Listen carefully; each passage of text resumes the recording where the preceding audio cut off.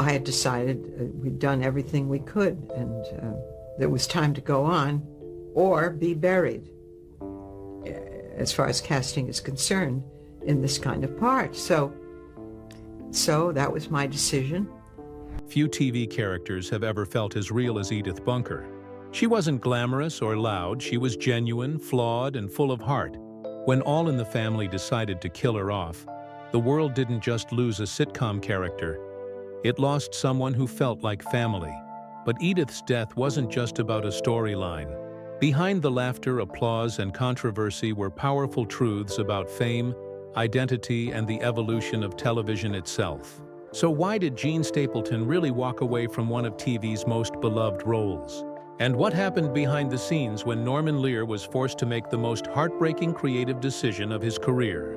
When All in the Family first premiered in 1971, no one knew what to make of Edith Bunker. Archie called her a dingbat. But Jean Stapleton made that supposed weakness her greatest strength. Her soft-spoken voice, her nervous fluttering hands, and her unfiltered sincerity turned Edith into the heart and soul of the show. While Archie ranted and raved about the world changing around him, Edith represented the quiet compassion that held it all together. She was the mirror of a generation of women, underestimated, overlooked, but holding their families together with endless patience. Stapleton wasn't just playing a sitcom wife. She was portraying the emotional truth of millions of American women. She faced taboo topics head-on: menopause, sexual assault, breast cancer, issues TV rarely touched in the 1970s. Edith's honesty made her revolutionary. She wasn't just comic relief, she was courage in a housecoat, and that made her unforgettable. But behind that warm smile, Jean Stapleton faced her own struggle. For years, audiences called her Edith on the street, never Jean. She'd spent decades as a respected Broadway actress before the show, but the more she played Edith, the more she feared being trapped by her creation.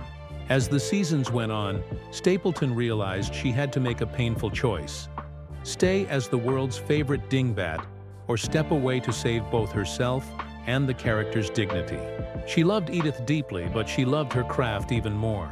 So after nearly a decade, she told Norman Lear she was leaving. It was a decision made not from exhaustion, but out of respect, for the art, for the truth, and for Edith herself.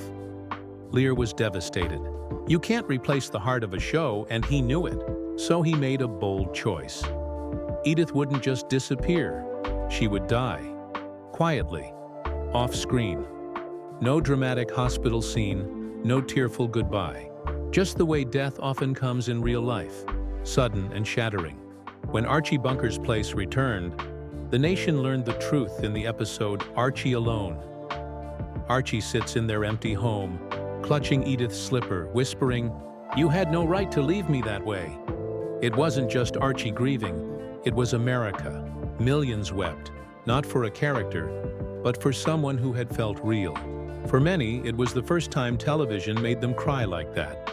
That moment changed everything. Sitcoms had always promised laughter and comfort. Edith's death broke that rule and introduced grief, honesty, and emotional depth to primetime television. It showed the world that TV could be more than entertainment. It could be truth. Even Carol O'Connor admitted filming that episode felt like losing Jean herself.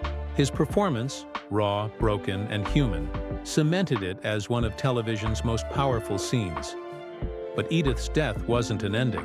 It was a beginning. After leaving the show, Stapleton returned to her first love, the stage. She proved she could do it all: drama, comedy, Shakespeare, film. She refused to let Edith define her, and yet she never disowned her either.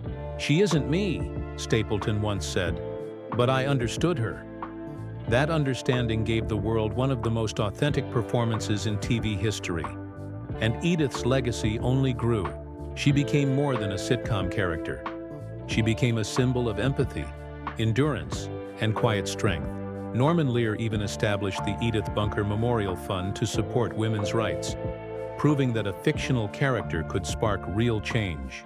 Every woman who stood her ground with grace, every sitcom wife who was flawed, funny, and real, owed something to Edith. From Roseanne Connor to Carmela Soprano, they all walked through the door Edith opened. When Jean Stapleton walked away, she didn't just say goodbye to Edith. She changed television forever. Her choice gave birth to a new era of storytelling, where sitcoms could mix laughter with heartbreak and comedy could tell the truth. Edith Bunker's death wasn't just the end of a beloved character. It was the moment TV grew up.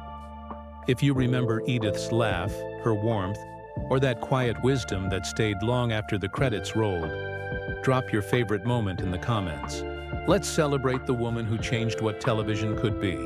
Don't forget to like, subscribe, and keep the nostalgia alive with us here on the Backstage Eyes.